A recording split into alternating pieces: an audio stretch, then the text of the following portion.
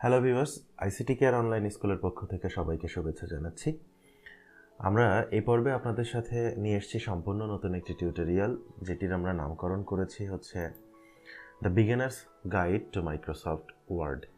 Actually আমাদের দৈনন্দিন জীবনের সাথে মাইক্রোসফট ওয়ার্ড, এক্সেল, অ্যাক্সেস এবং পাওয়ার পয়েন্ট এই ব্যাপারগুলি খুব ওতপ্রোতভাবে জড়িত। প্রত্যেকটি মানুষেরই বর্তমানে কম্পিউটার লিটারেসির মধ্যে যে জ্ঞানটুকু স্বাভাবিকভাবেই সবার থাকা প্রয়োজন, Microsoft Word is one of them. তো আমরা মাইক্রোসফট ওয়ার্ডে মোটামুটি আমরা লেখালেখি, ইনস্টল করা এগুলো মোটামুটি সবাই পারি।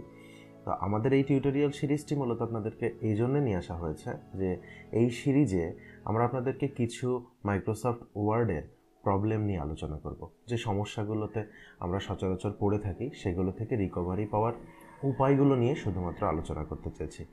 তো চলুন দেরি না করে শুরু করে ফেলি। তার আগে একটি কথা, যারা আমাদের চ্যানেলটি অলরেডি সাবস্ক্রাইব করেছেন তাদেরকে থ্যাংক ইউ, আর যারা নতুন চ্যানেলে সাবস্ক্রাইব করেননি তারা অবশ্যই hit the subscribe button and also the bell icon.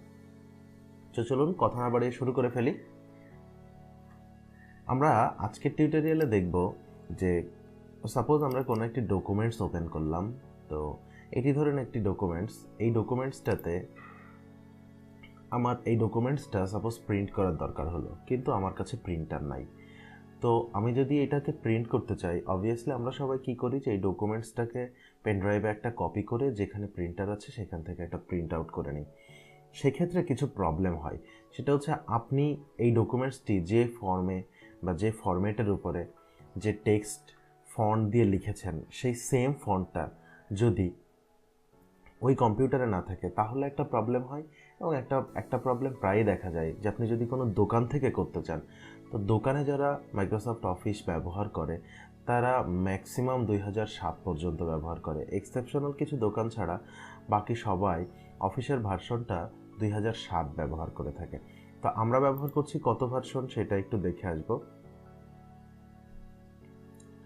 আমরা মাইক্রোসফট অফিসের 2013 ভার্সনটা ব্যবহার করছি। স্বাভাবিকভাবে আপনার একটা জিনিস বুঝতে হবে, যে বোতলে 2 লিটার পানি ধরে সে বোতলে কিন্তু 1.999 লিটার পানি ধরে, অর্থাৎ সেখানে 1 লিটার পানি ধরানো যায়। কিন্তু যে বোতলে 1 লিটার পানি ধরে সেখানে কিন্তু 1.5 লিটার পানি ধরানো সম্ভব না।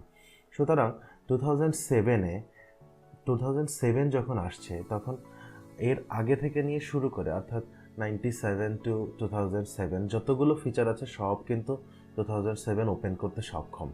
কিন্তু যখনই আপনার 2010, 13, 16, 17 এগুলো আপনি ইউজ করবেন অফিসের, তখন এই ভার্সনগুলোর ক্ষেত্রেও কিন্তু সেরকম। অর্থাৎ যে 2013 ইউজ করে সে কিন্তু 2010-এর যে কোনো ডকুমেন্টসকে ওপেন করতে পারে। এই জন্য আমরা যে সমস্যাটায় পড়ি সেটা হচ্ছে এই ভার্সনগত প্রবলেমের কারণে আমরা প্রিন্ট করতে গিয়ে দেখি যে ফাইলটা ওপেন হচ্ছে না। তো আজকে আমরা দেখব যে কিভাবে ফাইলটাকে ওপেন করা যায়।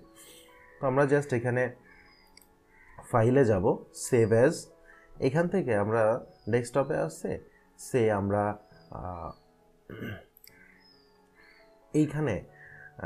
এইখানে এইটা সেভ করব। তো সেভ করার সময় এখানে দেখুন যে ফাইল নেম আছে, যেটা আমি যদি সেটা চেঞ্জ না করতে চাই তাহলে এখানে দেন সেভ অ্যাজ টাইপ।